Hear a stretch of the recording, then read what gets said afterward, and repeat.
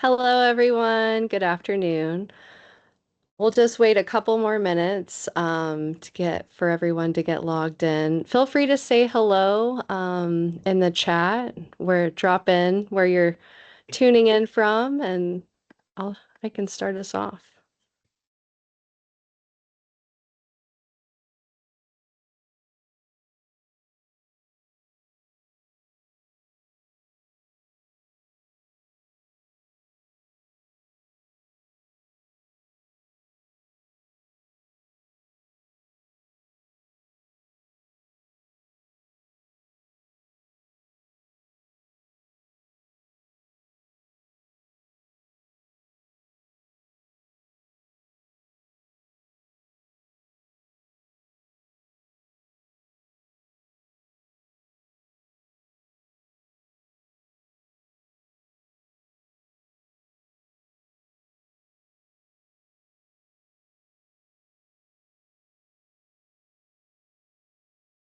It's so fun to see all of the locations rolling in. Yeah, we've got folks all over, don't we, Haley? We do. Amazing. Well, we'll just wait a couple more minutes. There is a chat.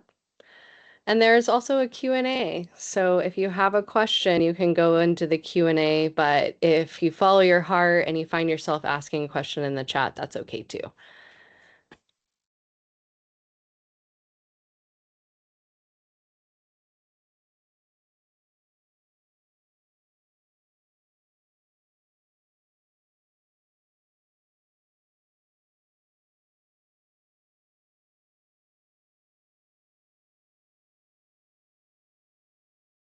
All right.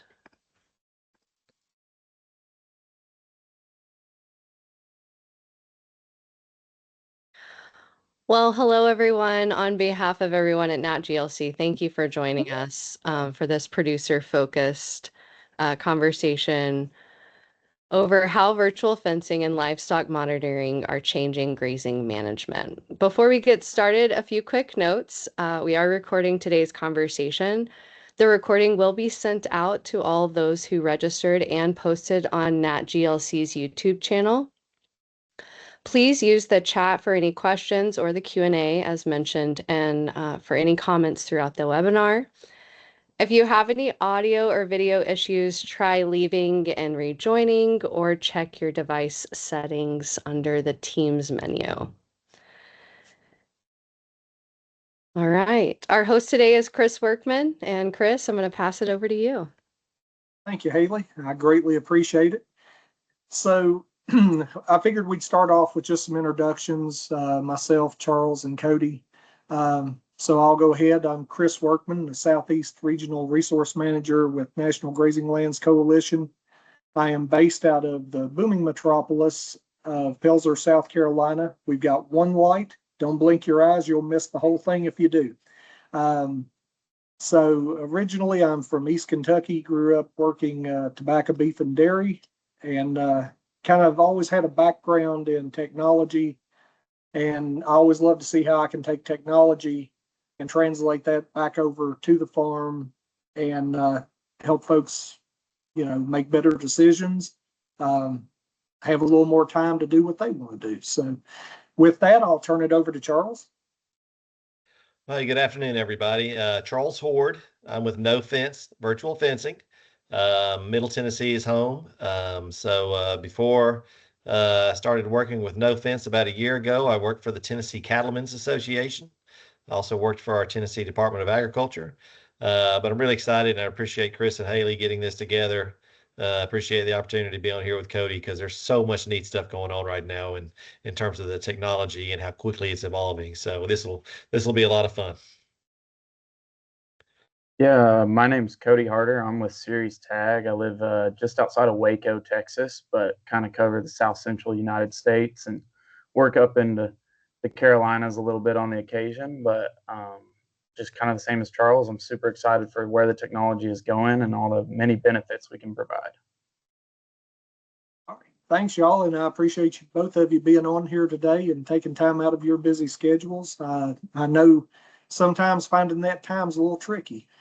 But just to kind of jump on in, and Charles, I'll start with you. You're the first person on my block list here, so I'll start with you. For our listeners who may not be familiar with your company's technology, can you briefly explain what NoFence and Ceres Tag do and the problems you're trying to solve? And Cody, you'll be right after Charles. Yeah. So no fence. I tell people it's like an invisible fence for dogs, except for we make collars for livestock for cattle and sheep and goats. So, very similar to the concept for dogs, except for there's no underground wire, there's no tower. We use GPS satellite signals to create the boundaries for the animals. And then everything is done on an app on your phone in terms of designing boundaries, assigning collars to different pastures. The collars themselves have cell networks that connects to your phone, your iPhone, Android, whatever the app is, or an iPad. So for our technology, you do have to have some cell coverage, not a lot, for it to work. But as long as you can send a text, generally that's enough for our collars to communicate back to the app for you to do what you need to do. So it's really a tool for managing your grazing, rotating pastures. And then we're going to talk about it a little bit. I think as we move along, some of the advances in the new technology you may not think of when you think about virtual fencing, that also goes along when you can track movement, like any health anomalies. If there's lower animal movement, if a cow goes off by herself and you know she's close to calving, that's probably an indication she's going to calve soon. And there's other kind of ways we can track movement, to look at rumen health and things like that. So just a lot more than just virtual fencing now. It's kind of a entire health platform is what we're trying to develop for producers. Yes, sir. And so Ceres Tag it's a solar powered direct satellite smart tag that helps monitor cattle location, behavior, health, and grazing analytics.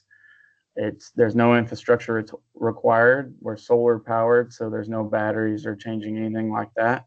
And it's all available to a customer through our one of many software providers that they can pick and choose which ones fit their operation the best. Well, hey, I greatly appreciate both of you on that. And so, Cody, I'm going to start with you next. What challenges in livestock production are driving the adoption of these technologies? Yeah, so I'd say some of the big ones are labor shortages, rising costs, remote, hard to get to pastures, and the need to catch animal health problems earlier, early onset sickness. A lot of those situations we help with, like with the labor, finding animals, knowing where they are, not wasting time getting to them. And then, like I said, theft is always a big one. Having that location and those high activity alerts we provide help keep those animals where they need to be and let you know what's going on without you having to be there. And Charles, same question. Sure. Just the realities now of fencing costs. We recommend perimeter fencing with our system, but internal fencing has gotten so expensive. There may be places where the topography is so rough you really can't fence it. Or if you're renting property and you don't know how long you're going to have that farm to rent, you don't want to invest in a lot of infrastructure. That's where our collars can really be a tool for you it's totally mobile. You can have those cows and have those collars wherever you want them and wherever you need them. So if you only have that one farm for a season, you can put those collars on that and use that as a tool to manage the grazing and keep them contained. And then as you think about how you can use it further along, we had a lot of people this last winter use it for bale grazing. So think about putting your hay bales out ahead of time and not having to start your tractor up every few days. And you use the virtual fencing to just allow the cattle access to a couple of bales whenever you need it, instead of having to put the bales out every day. And then you think about how you can do it on the app. You can do it from the beach. You can do it from visiting your daughter. You can take your wife on a much needed vacation. So there's just a lot of different applications when you kind of think about what you can do on your phone instead of having to move polywire, or instead of having to, not being able to manage them at all. And it never ceases to amaze me just how quickly the technology is advancing, and just hearing some of what's going on out there right now. If you had told me this 30 years ago, I would have said, hey, it's a great dream. but now with integration of all the tech that we have, we're seeing some of that become reality. So Charles, I'm going to keep picking on you for just a second. So kind of break down how virtual fencing works and what are producers most surprised about when they first see it in action? Yeah, so I'll back up a little bit. And your comment about the technology is it's amazing. Whether it's our system, Cody's, new things are coming out every day, making it better, making it cheaper, making it, we're able to provide more with the same hardware just because we're able to figure out new ways to utilize it and the technology keeps improving. But, farmers that talk to me, a lot of them maybe have access to their neighbor's corn stalks that doesn't have a fence around it, or they're trying to graze cover crops, or they're just trying to figure out a way to keep their goats in that they cannot keep in to save their lives. All of these things are tools that a virtual fence can work with, because believe it or not, those goats figure out that warning sound as they approach the boundary. And we call it a pulse because we're a European company, but it's a shock that's delivered through the chains on the side of the neck. And your goats and your sheep and even your crazy, high-headed cattle, once they figure out what that warning sound means, it works really well to keep them contained. So, you're not moving a pile of wire every day if you're really trying to manage them intensively and graze those pastures in a way that's, really benefiting your growth and your root structure, and doing all those things regeneratively, we know work really well. It's just a tool to do that in a few minutes on your phone instead of having to be out there every day with polywire or things like that. So just a lot of different ways. Just even if you have some cross fencing, think about being able to break up that smaller field into even smaller pastures to really rotate them. The really smart grazing guys tell us, move them every day or two. Don't let them stay on that same ground too long, because that's what really tends to suppress the regrowth, and don't let them nibble it down too far. So, that's just a tool. You can really move them multiple times a day, strip graze them, give them a little more, pushing in behind them so they don't back graze. Just a lot of different tools you can utilize when you have literally um, no constraints in terms of how you can design a pasture. You can design it however you want and utilize it however you want to move those cows or sheep and goats however you want to kind of maximize that forage base and the regrowth. And Charles, you really hit on something there when you mentioned the goats. You know as well as I do, if you can blow smoke through a fence, a goat is going to get out. I mean, that's just so it has worked extremely well for that. Do you have any customers that are out there using it? You see this goats on the go a lot nowadays. Yep. Do you have any customers that are using it for stuff like that? Yeah, absolutely. That's really the goat people, probably as much as anybody have jumped on this. So there are companies, and they're actually franchises, Goats on the Go, really across the country now, where they're utilizing goats to try to control, invasive species, parks and municipalities, instead of having to mow it. They're trying to figure out ways they can utilize goats to control it, which actually works better, because you think about how goats can nibble stuff down and kill it even better than spraying can a lot of the times, and for a lot less cost. So goat folks, I actually have coworkers that are doing it as a side business. They're renting their goats out to whoever needs it to try to control their boundaries. Kind of excited about something. I'm going to brag a little bit. I just got some callers in Biltmore because they have some issues with some invasive species on their Biltmore estates. And he was going to try them out and just kind of see how they work. So maybe if we have this conversation in 6 months, I can tell you they're working great and he's bought a bunch more. Right now, I can tell you he's just tried it. But, those kinds of things, those kinds of tools really, really can make a difference. Especially with all the invasives we have. Well, everyone's dealing with them, but Yeah. you think kudzu particularly. That's the first one that comes to mind. And, anytime you can take those goats and run them alongside the cattle, I Yep. think that's a winning combination right there for multi-species grazing.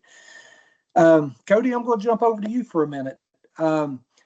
So what information are producers gaining from their cattle with the tags that they couldn't easily get before? Yes, sir. So big one's obviously location. Along with that, we record minutes spent walking, resting, ruminating, grazing, and drinking. Our tag takes all of that information, plugs it into a series of algorithms, and can give you things like low activity alerts, high activity alerts, pasture feed intake, and estrus and calving alerts. So along with that, they can start looking at which animals, need attention, or they're falling off on their grazing or anything along those lines. If their behavior is out of normal, get one of those alerts and tell them, hey, there's something going on here. You better take a closer look. And first thing that comes to mind, you mentioned the high activity alerts. I'm thinking predation. Yes, sir. Yeah, predation, fire. Like I mentioned earlier, theft has been a big one. It'll dang sure let you know when that animal's going 75 mile an hour down the road. That's pretty abnormal. It sounds like you might have had some. It sounds like you may have had this happen recently. Yes, sir. We have had a customer testimony of a bull traveling across state lines, and then turns out he was back in the pasture whenever they figured out what was on that ear tag. Oh my goodness. Well, at least there was a happy ending. The bull wound up. He just took a little ride. Yes, sir. So, kind of a question for both of you. What misconceptions do producers commonly have about these technologies? And whoever wants to jump in first. Go ahead, Charles. Okay. Yeah. I think anytime you have a new technology, you tend to have your what is it, the early adopters, and then the the whole bell curve people show you. And so a lot of people are scared of the technology, I think, whether it's mine or Cody or any of the companies that are out there now. And what I have found is really you just take that first step to start, visit the website, download the app, play around with it. It's really, I know it can seem intimidating, virtual fencing or these tags that track movement and all this data. But once you kind of get into it and kind of understand how it works, it's really not, similar to your phone. The first time you maybe use GPS, for maps or anything else, it may seem intimidating or it may seem far-fetched, but once you get in there and really start playing around with it and utilizing it, I think one, you're going to figure out you can utilize it in ways you never really thought of before. And two, you're going to realize it's a lot of it's really intuitive. It's not hard to really apply and utilize in your own operation, even if that first step can seem a little intimidating. Yeah, absolutely. And I kind of build off that a little bit and just say that, the technology is not going to replace good management, but it does definitely give a producer better information to manage more efficiently. The insights and the things that they'll learn and be able to use will be exponentially greater when they're using it to their advantage. Well, thank you both. Yeah, I agree wholeheartedly. Looks like we may have a question out there. I'm not sure. I saw someone's hand go up. Let's see. Let me jump over to the chat board here. Maybe somebody just hit the little raised hand button. So we'll keep on keeping on, and when something shows up in the Q&A, we'll dive back in. So when a producer adopts your technology, what are the first measurable benefits that they typically see? Cody? Yeah, so the easiest one is, and I've touched on it a little bit, is saving time locating those cattle. And it's finding animals that you typically wouldn't anyways. Especially we get off into those bigger mountain forest dense areas, and a producer kind of plans on losing a couple animals. Well, you save one of those, you pretty well paid for themselves. And so those are the first, initial big aha moments, I guess. But then you can get real deep into looking at individual animal efficiency and start upping some stalking rates based on only having the most efficient animals on your property and getting the most utilization out of your grass and your land. That's great. Charles? Yeah. It really, whether you're just trying to implement some type of rotational grazing, or whether you're already doing it now with polywire or other, tools, I think you will be surprised and impressed with just how easy it is to get better at it. Because, like if you're moving polywire every morning, that can take however long it takes to move polywire. Instead of doing that every morning, now you do it on your phone in a few minutes, and you're able to utilize that time for some other tools, some other job that needs to be done. If you're not rotating at all, it doesn't have to be hard. Just start moving them once a day or every few days even. Just start out with just a few rotations and see how much that benefits your operation, and then you'll realize, oh my gosh, this is really creating a lot of value for me.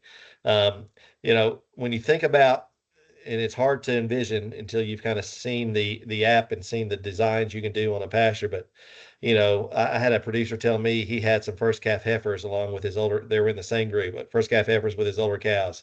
And he was having trouble keeping those first calf heifers nutritionally where they needed to be.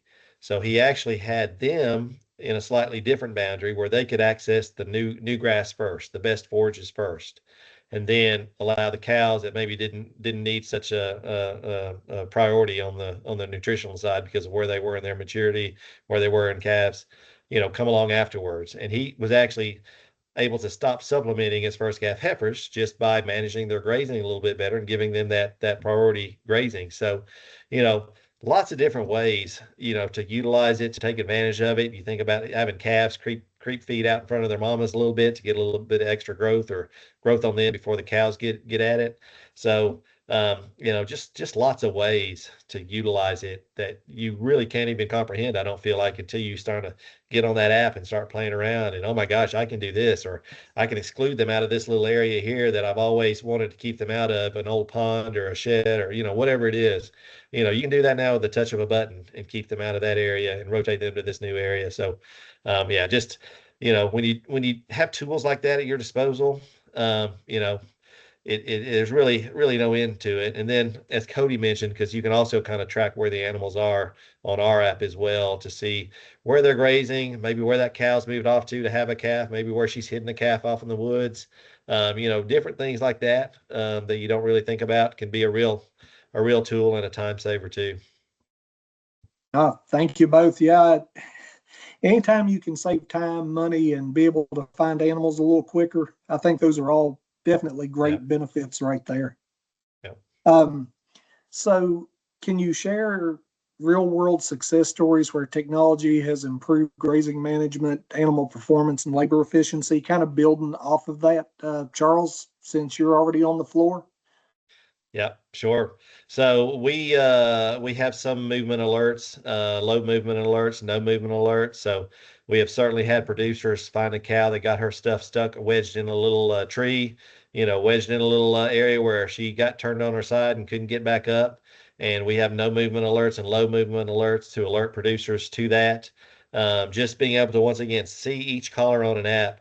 And if you see the rest of the herd move off, but that one cow is by herself, that tells you a lot. That tells you what you may need to look at, or a cow calving. So, real world, we've had people tell us, yeah, I found that cow. I found, a calf that had gotten left behind maybe when you moved to pasture because that cow kept trying to push the boundaries and get out, and I knew something was wrong there. So, management wise, it's going to make your life easier to know where they are. It's going to make your life easier to be able to really manage their grazing and rotate them like you probably hoped you would.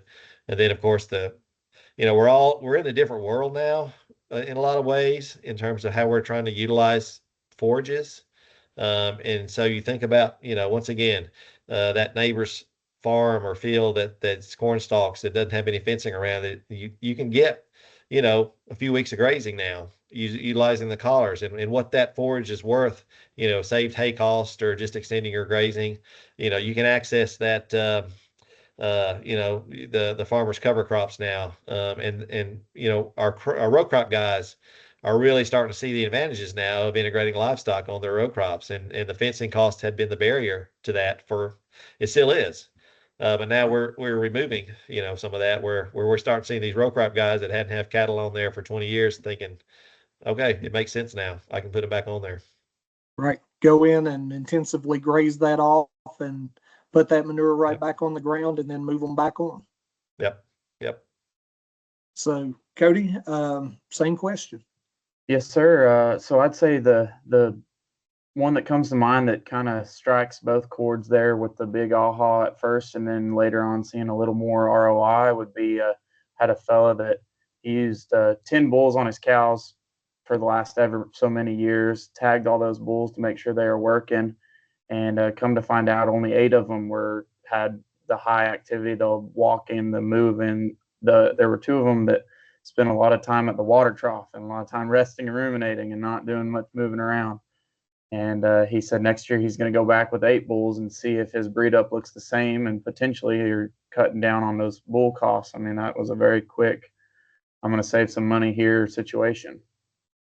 Right.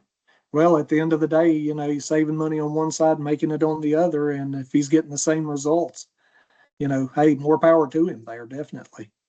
So, and both of you have touched on this a little bit already, but labor, it continues to be one of the biggest challenges we're facing. How can these technologies help producers do more with less labor? And I know we've kind of touched on that as we've went along, but kind of specifically. Cody? Yes, sir. So, I touched a little bit on the location and the not wasting time looking and things like that. But another flip side to it is you can start the morning or week or whatever with what you have in mind of, hey, this is what needs my attention this week. These are our high priority things. We watch some intake drop off. We watch some low activity alerts ping here. We saw that cows X, Y, and Z are, not eating, not moving like they should. Let's focus all of our energy there at the beginning and not waste time finding it later when it could be too late, especially on that intake aspect. Find a little bit of that early onset sickness and save some money on some pharmaceuticals, save some money on time, and potentially save an animal or 2. Yeah, and especially now, worried about New World screwworm, Asian longhorn tick. There's a lot of different pressures that are out there, and just being able to see that through this technology where that pressure may be, I could see where that would be a great help. Yes, Charles? Yeah, well, Cody touched on it earlier, but I'll just reiterate it. A lot of the really good grazing guys that I have a lot of respect for, they're a little hesitant on virtual fencing because they put so much value in being out there with your cattle and watching them every day. And I agree with that. It's not a replacement for you being out there with your cattle and seeing what they do, but it's really nice tool in your tool belt to say, well, I don't have to actually physically move the polywire. I can do it on my phone. I can still watch them. I can still be out there with them just as much and more now because you're not having to do some of the physical stuff, and you can find them quicker. You can know where they are at all times. You get some of those similar alerts that Cody's product does in terms of the movement and activity alerts. So, the management is still there, still important, but it can certainly save you a lot of time and a lot of labor doing some of those repetitive things that you don't have to do any longer. That can really free you up to do even more and make your operation even better. I'm all about saving time anywhere we can, but there's only so many hours in the day, and anytime you can pick that time back up and put it into another area that you've been putting off, it's a huge benefit. So once again, kind of to both of you, and I know we've kind of touched on it, but data overload is a real thing. We all see it every day. More data, more data, more data. So how would you say these tools, both of them, really help producers make better decisions rather than simply collecting more data? Does the softwares kind of parse that data for you? Or Cody, I'll start back with you again. Yeah, so we're what we call open API. So we have over 20 different software partners, and they all specialize in their own little aspect of ranching and cattle management. And there's some that are really heavy on the grazing aspect and some that are really heavy on the grazing management, where that decision making really becomes something that a guy can use, or when you get into like some of our estrus alerts, some of our calving alerts. The estrus alert specifically, if you're an AI type of operation, you can look at her cycles and say, hey, she's 3 days from her last and 3 days till her next. Let's not waste the cedar and the straw. Let's hit her with some Ludolace and save that $15 a head or $30 a head, depending on your straws. And same thing with the calving. It's within 90% accurate, and the errors on the side of getting you out there for calving type behaviors. So if she's having trouble or you need to be out there to help, it'll let you know, and you can be out there and potentially save a calf or two. Oh, that's great. Charles? Yeah, so we kind of had mentioned earlier that technology is changing really quickly in terms of what we're able to do and not do. So right now, you can get grazing data from us to kind of let you see maybe past movements, how long they've been on this field, how long they've been on the next field, to kind of figure out your rotations, maybe different times a year, different rain amounts. You can kind of have some of that data to play around with and know what you've gotten. But one thing I'm pretty excited about that will be helpful for a lot of folks, I feel like. We are very fortunate that groups like NRCS are helping to fund some of this stuff under some of their EQIP guidelines, and there's other funding sources out there for producers at the state level, and some of the wildlife and bird hunting groups are helping to fund this.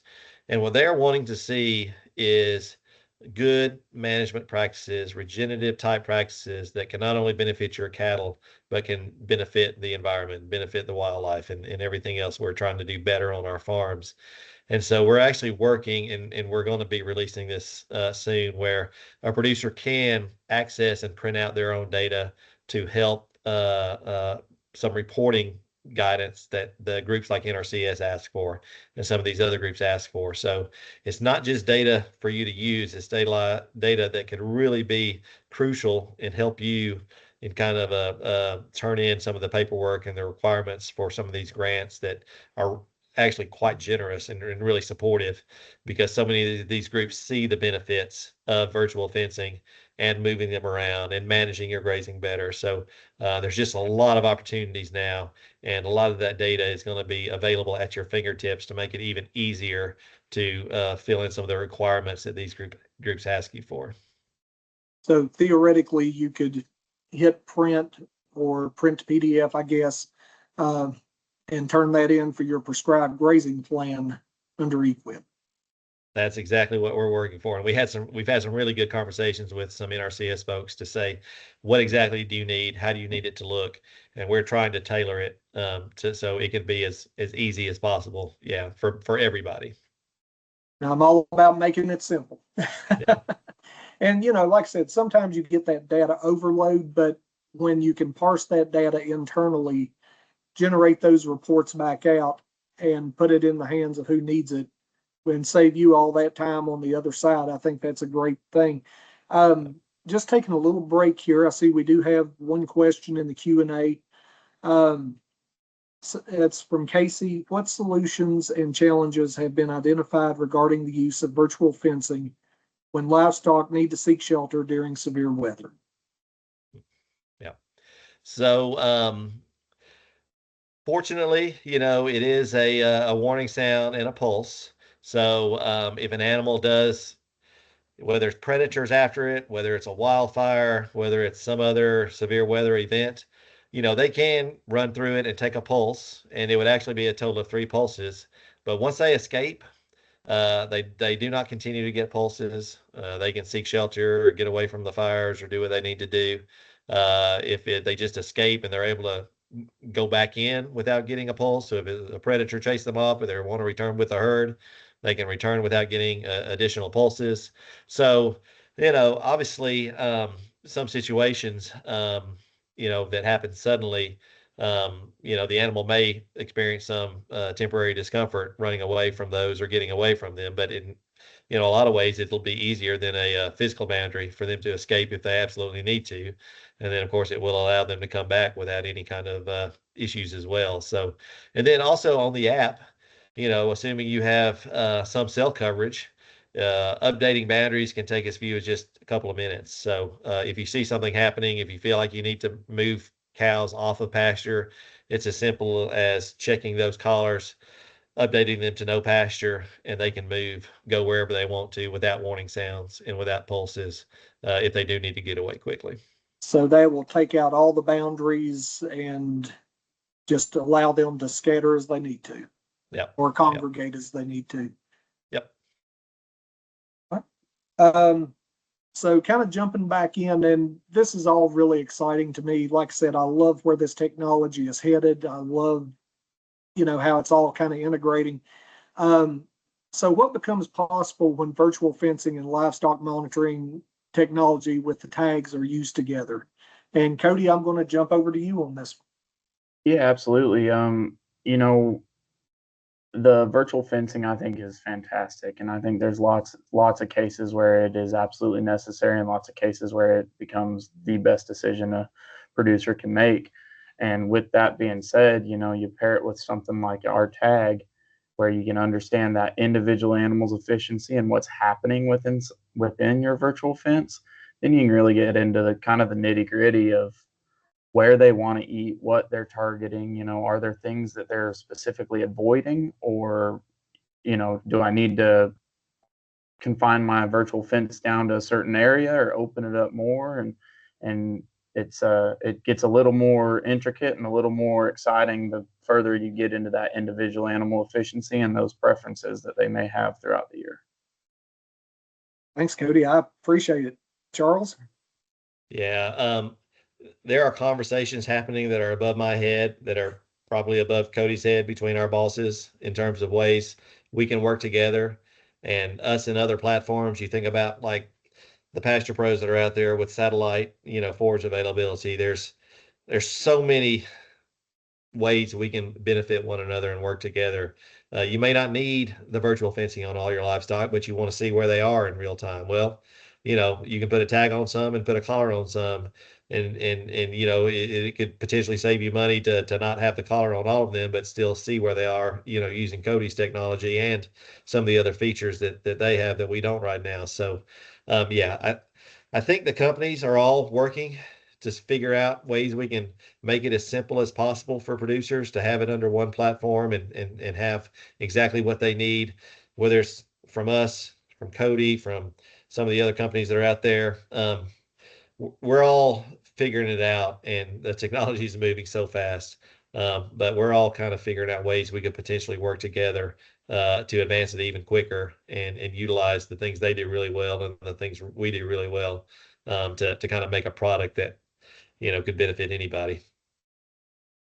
No doubt there. And, I can see where the two would mesh well together. Um, I've been knowing both you guys for a while now. I know we've had this conversation before, and, I can't wait to see what the next few years holds, as we kind of move ahead with that. But, kind of thinking toward the future, how close are we to a truly connected grazing system where producers can manage animals, forage, and infrastructure all from one platform?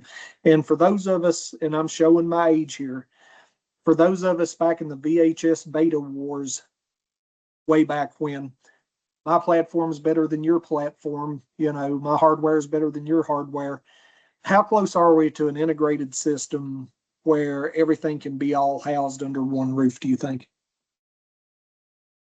Charles? I don't know. I wish I had a good answer for you. I mean, it's happening. It's happening really quickly, but I've also kind of learned, and like I said, I'm not really involved in some of the higher level conversations, but the softwares do all need to be able to talk to each other, and they all need to be able to communicate back and forth, and share. And so it sounds like when you really get into it, it gets more challenging than I may think, when you really get into the nuts and bolts. But even with that being said, all these conversations are happening right now, and everybody's working towards that same, the company that can do that first, get that one platform that can truly be a fix for any issue, whether it's animal health management, grazing, location data, estrus and calving detections. That's the goal for all of us. Yeah. Right. That's definitely the silver bullet right there. Whoever's the first one to the trough, right? Yep. And Cody? Yeah, I think we're right on the cusp. I think we definitely, as a industry, are trying to be as collaborative as possible. And just like Charles said, I'm sure there's a lot of behind the scenes that I don't know about that is what's hindering it from being done today. But the biggest thing I'd say, and the biggest thing I would say needs to be a part of that is make sure it's data that people will use. You know, if we're going to receive all this data and give people all this data and they're not going to use it, there's no point. So as long as we keep that as the big golden rule that it's got to be good usable data, I don't think it's far away. Right. No, I agree with you 100%. You know, all the best information and data in the world is only good if it's actually utilized. So, no, I completely agree with you there. So, you know, still thinking future focused here. And Cody, I'm going to keep picking on you. What developments are you most excited about coming up in the next 5 years? And this can be really pie in the sky stuff, you know, stuff that, you know, the folks are out here dreaming about.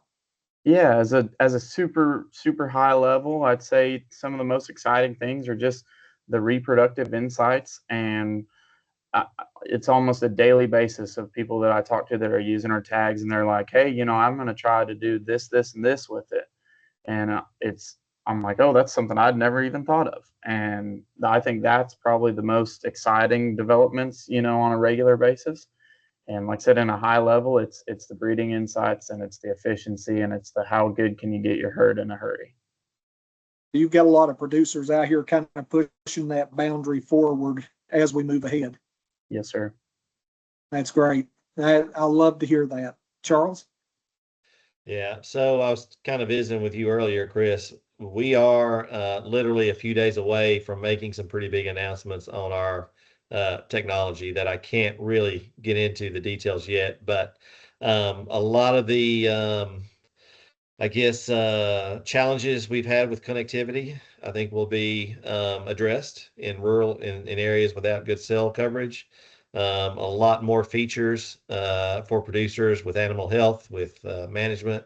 It's going to be part of the platform at like no additional cost. It's just going to be updates that farmers can use to really manage their cattle better. Some of the tools that are maybe in other platforms with animal health and some of those other ones out there are going to be able to be rolled into our platform. And I wish I could share it with you now, but I can in a few days, or just pay attention to the NoFence website or Facebook page, and you'll see some of these announcements, because I hate to keep. I know I'm going to sound like I'm repeating myself, but the technology is moving so quickly, and the improvements are coming so quickly. This is like an early, cell phone that was like weighed a brick and you carried around, in your hand, compared to what we have now, and it's just getting better and better every day.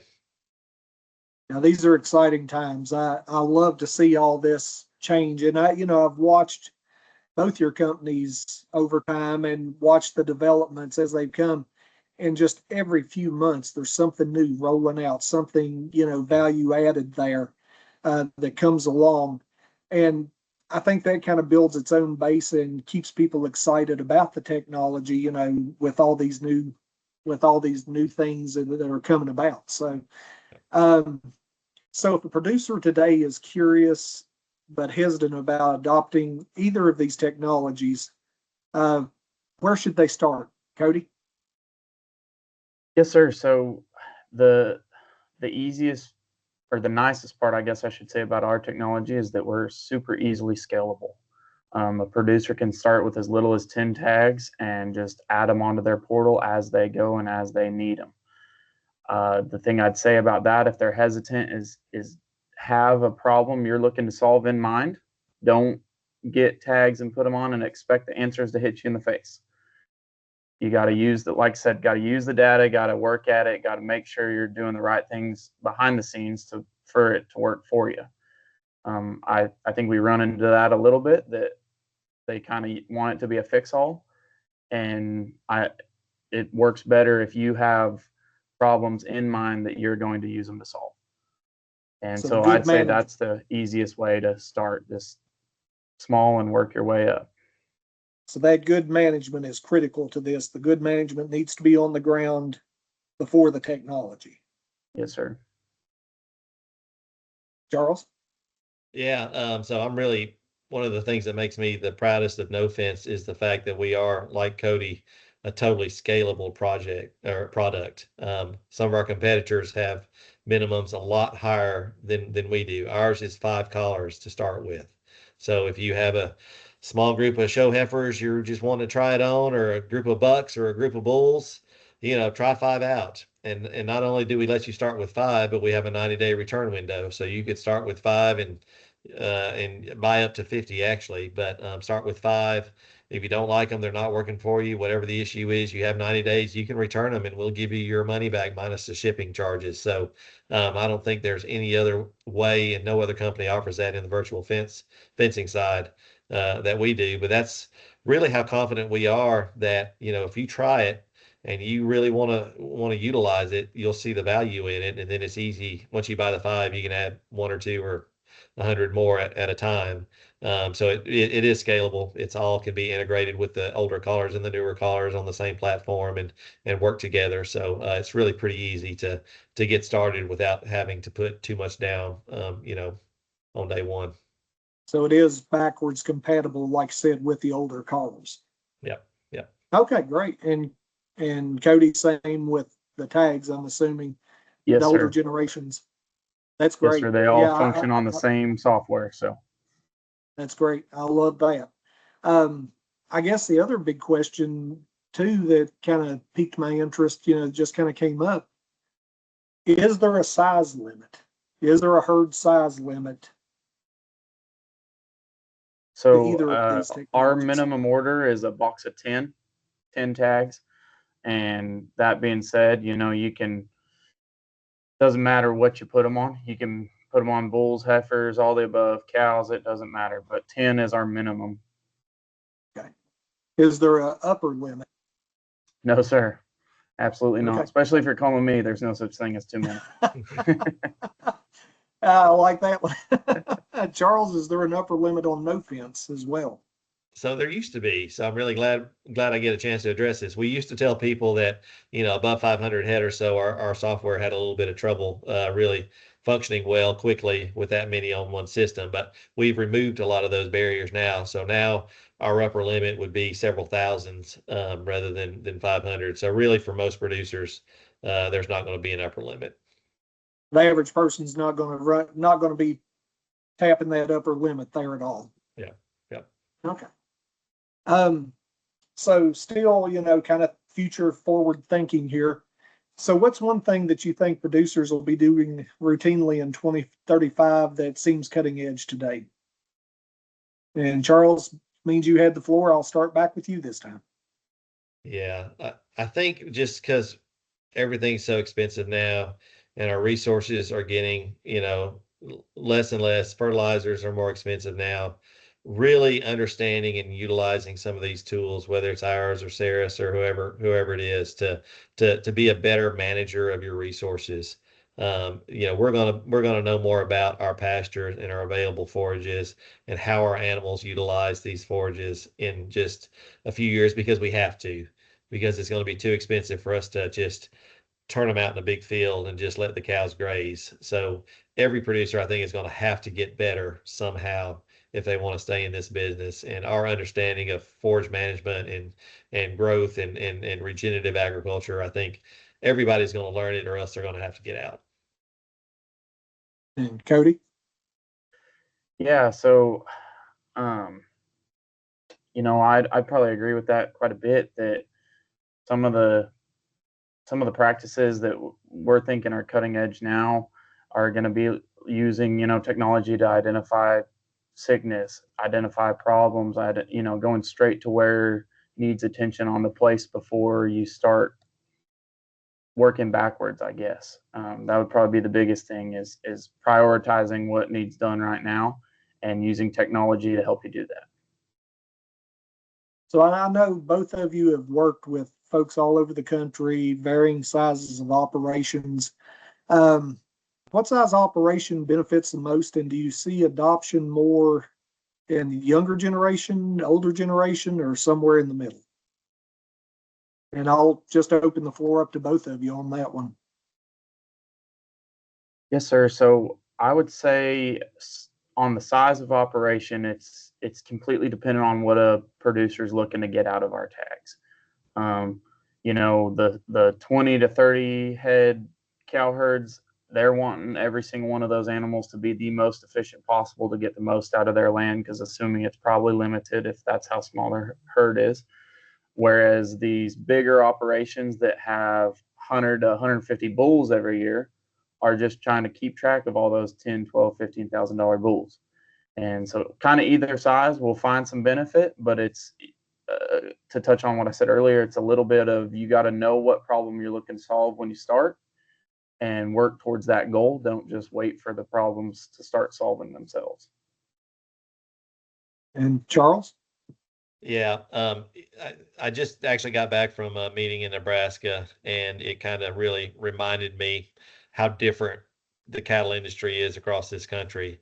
And that means producers are going to find values in different ways depending on their unique circumstances, whether it's managing the resources they already have better or accessing some of those grazing lands they weren't able to access. So, it's going to really depend on where you are, how large your operation is, and what your real motivation is in terms of what you're trying to, if you're trying to, remain the same size, but be as efficient as possible and returning as much profit as you can, or if you're trying to expand. I think whether it's our product or Cody's product or anybody else, there's so many different ways it can be utilized to benefit everybody in their own unique goals and what they're trying to do. Um, I am guilty, probably like most people are. We assume the older people will not maybe jump on the technology or want to learn the technology. And I'm humbled a lot of the times when I talk to people on the phone, I visit their farms, and a lot of these older guys are like, "This is really cool. I'm gonna use." They already have a phone. They're already using some apps, for the market Right. and all that stuff. And so, our app is not that different, really, if they're using an app for the cattle market or the weather app or whatever it is. So many times I'm surprised by these older guys that are a lot more tech savvy than I realize, and they're jumping on it right away. Oh, that's great. I'm happy to hear that. I'm like you. I think a lot of people assume that the more seasoned are not as tech savvy, but kind of the exact opposite sometimes, I feel like. Yeah. Um, so as we're kind of winding things down here, we're getting near the top of the hour. Um, if you could leave producers with one piece of advice about the future of grazing and livestock management, what would it be? Cody? Yeah, I'd probably say start with the management, figure out where there's issues, and then choose a technology and a software and a management system to help take better care of those cattle, the land, better use your time. Like I said, with tags specifically, those estrus alerts save you money up front. Use the calving alerts to save a calf here and there. That location to keep a bull on your place or figure out where he's hiding out.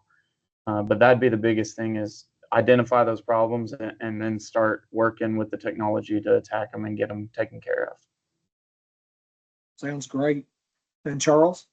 Yeah, I would just say go to a field day or go to an event. I know the Grazing Lands Council hosts things, your university, your extension offices, go to some of these events and see what your neighbors are doing, what the universities are doing, and what's out there. Because we all are guilty of sometimes doing the same thing over and over again, and we really need to continue to kind of be exposed to new ideas and new ways of doing things. And so, if I could just tell the average producer, we're all busy. We all have stuff to do, but get off the farm a little bit more and go to some of these events, because there's so much out there and so many opportunities, ways for us to improve that you can take back to your farm right away.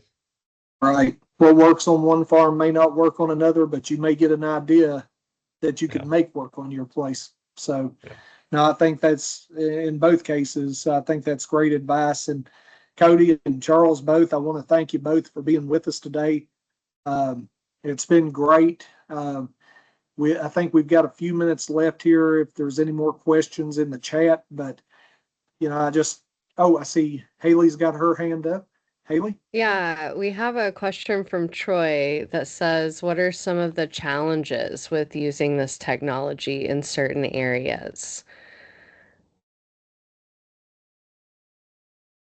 Well, I'll start with our system in particular is, obviously if you don't have a good cell network, we may not be a good fit for you because it does require that for our app, for our collars to communicate back to the app.